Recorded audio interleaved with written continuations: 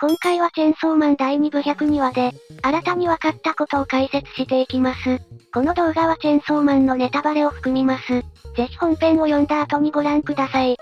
ついにチェーンソーマンが登場しました。前回までのストーリーで、朝がコウモリの悪魔からどう逃げてどう戦うのか、に注目が集まっていましたが、朝が覚醒するわけでもなく誰かが武器になるわけでもなく、突然現れたチェーンソーマンによって、別の悪魔を倒すついでに朝が助けられることとなりました。ここからは今回のストーリーを振り返りながら、内容を考察していきます。朝と優子はコウモリの悪魔の襲撃から必死で逃げるものの、優子が足を怪我した上で気絶してしまい絶体絶命のピンチが訪れます。そんな状況を見た夜は、逃げることのできない人間はもはや死んだも同然と、朝に優子の武器化を再度持ちかけます。この場面では背後でコウモリの悪魔が別の女性を襲っており、朝と優子そして夜にも明確な死が迫っている極限状態です。そんな状況を見てあと一押しとばかりに、コケピーに対して向けていた朝の感情に夜が触れていきます。ここまでの話では、朝はコケピーに対して罪悪感のようなものを感じている描写がありましたが、実は、朝はコケピーを殺したのをみんなに見られたことを悔いている、と諭すのです。第1部でも、本人が見ないようにしている感情や記憶に唐突に触れることで読者の精神を揺さぶる演出がありましたが、この場面についても同じことが言えるでしょう。そして夜は、コケピーの殺しを見られたことを引きずっている朝に、目撃者のいない優子の武器化を促します。しかし朝にとって、悪魔と人間の友達は決して同列の存在ではなく、優子の武器化には失敗しました。その後大事な時に転んでしまうという、朝の修正によって転倒しますが、優子の、結果は間違えても自分の気持ちが間違ってなければいい、という素直な生き方を思い出し、過去の自分の失敗を納得させたい気持ちも相まって、私もそう生きたい、と立ち上がって走り出します。ここでは朝のいかにも主人公らしい行動が描かれていますが、夜は人間である朝のコントロールを完全に失っており、戦争の悪魔が、人心掌握に長けていた支配の悪魔とは、対照的な存在として描かれていることがわかります。また今回のエピソードで、朝の母親が亡くなった原因が判明しました。朝の母親は台風の悪魔の襲来から避難する際に、道端の猫を助けようとして転んだ朝を救助したため、台風の悪魔が巻き起こした暴風によって、その場に飛んできた車に追突して亡くなりました。台風の悪魔は第1部のレゼ編でも登場した強力な悪魔ですが、朝の回想では姿が異なる別個体として登場していることから、朝の母親が亡くなったのは、第1部とは別の時系列での出来事だとわかります。第1部の台風の悪魔は赤ちゃんのような姿でしたが、朝の回想では髭の生えた初老の男性の姿をしています。またそもそも台風の悪魔が襲来した時間帯が異なっており、第1部では花火大会が行われる夜に登場していましたが、朝の回想では視界良好な昼に襲われています。また朝の髪の毛の長さも、朝の母親が亡くなってからある程度の年月が経っていることを示しています。髪の毛が伸びるのに必要な時間を考えると、最短でも母親の死から数年は経過していると見られることから、電磁が戦った台風の悪魔は、朝が被害に遭った台風の悪魔の転生した姿でしょう。こうして優子を抱えて逃げる朝ですが、すぐにコウモリの悪魔に追いつかれて食べられてしまいます。しかし同じタイミングで、チェーンソーマンが戦っていた、ゴキブリの悪魔がコウモリの悪魔に叩きつけられ、その衝撃で口から吐き出されて生還しました。第1部ではマキマが、人間と悪魔の違いは匂いでわかる、と語っていましたが、夜にも同様の能力があった場合、ゴキブリの悪魔そしてチェーンソーマンの接近には、気づいていたのかもしれません。ここでゴキブリの悪魔について見ていきましょう。その体は非常に大きく、6本の腕と2本の足を持ち細長い触覚が生えています。戦闘面ではチェーンソーマンの体を掴んで、ビルに投げ飛ばすという攻撃を見せているものの、チェーンソーの攻撃によって複数の手を切断されるなど終始劣勢でした。知能面では普通に戦っても勝てないと判断したゴキブリの悪魔が、未来ある少年1人と5人の老人が乗った車のどちらを助けるかといういかにも悪役らしい問いかけをしたことから、かなり高い知能を備えていることがわかります。ちなみにこれはトロッコ問題と言われるもので、ある人を助けるために他の人を犠牲にするのは許されるかという倫理学上の有名な問いです。トロッコが暴走し、このままでは線路上にいる5人が犠牲になるが、線路を切り替えれば1人の犠牲で済むという条件のもと、線路を切り替える場所に立つ人間はどうするべきかという内容が一般的です。今回のストーリーでは、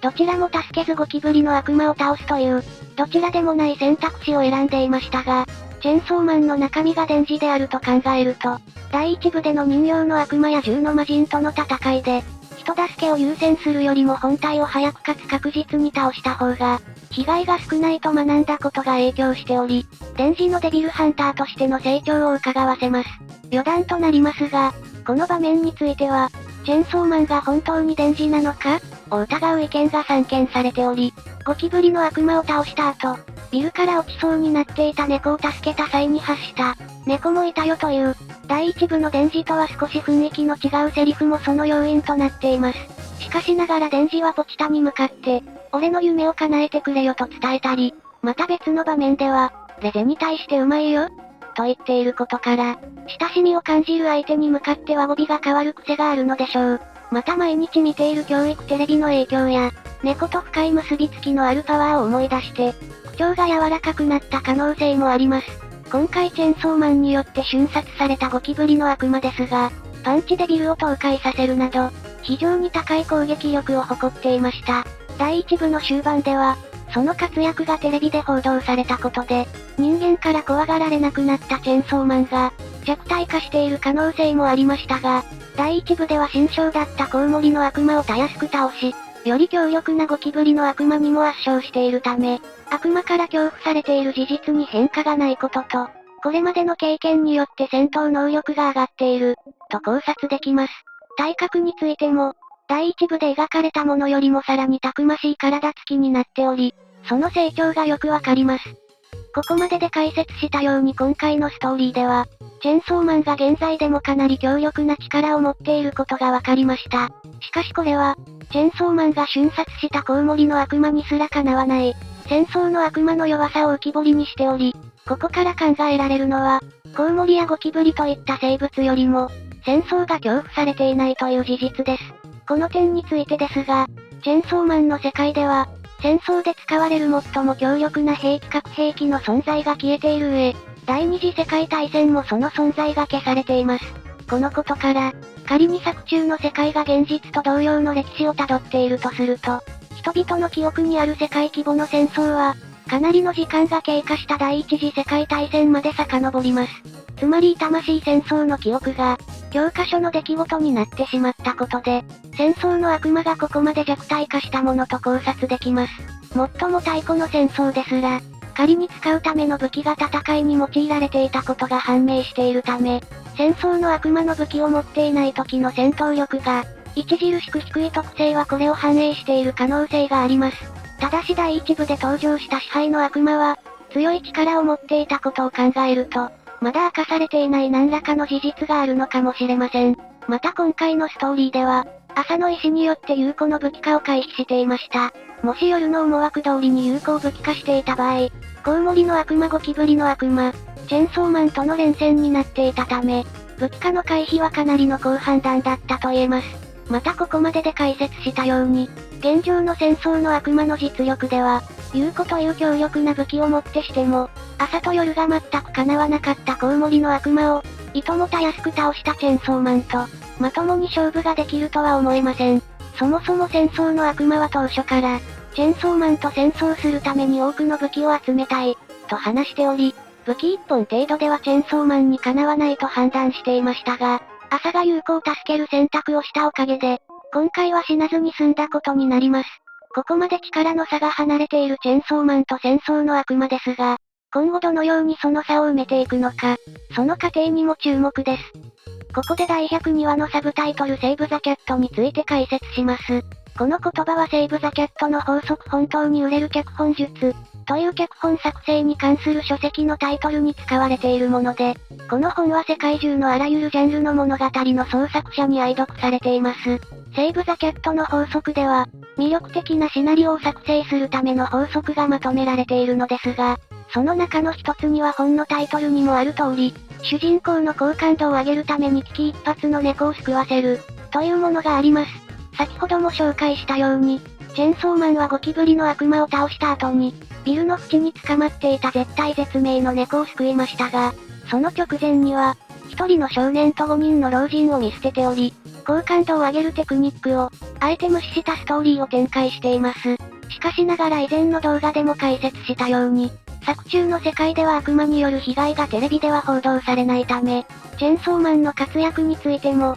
悪魔から猫を救ったという手柄のみが放送されていました。このことから現場に居合わせなかった人々は、チェンソーマンが少年と老人を見捨てた事実を知ることはなく、セーブ・ザ・キャットの法則通りに、好感度が上がっているのが皮肉となっています。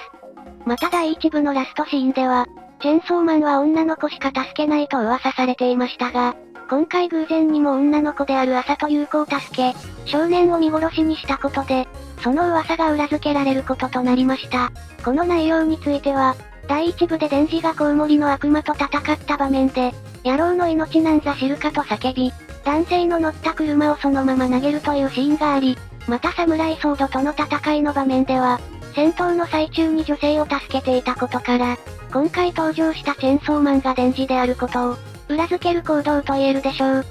今回のストーリーでは、待望されていたチェンソーマンがついに登場しました。しかしながらその正体は明確には描かれておらず、デンジであるかどうかは確定していません。次回以降のストーリーが戦争の悪魔とチェンソーマン、どちらの視点で進んでいくのかは不明ですが、現時点では戦争の悪魔とチェンソーマンとの間には、大きな実力差があることが判明したため、朝と夜のさらなる強化が描かれる必要がありそうです。またここまでのストーリーは朝と夜がメインとなり、比較的緩やかなテンポで進んできましたが、チェンソーマンが登場したことで今後はその勢いが加速するでしょう。それでは最後までご視聴ありがとうございました。この動画で紹介したもの以外にも、ぜひ独自の考察や次のストーリー展開の予想を、コメント欄で教えてください。また次の動画でお会いしましょう。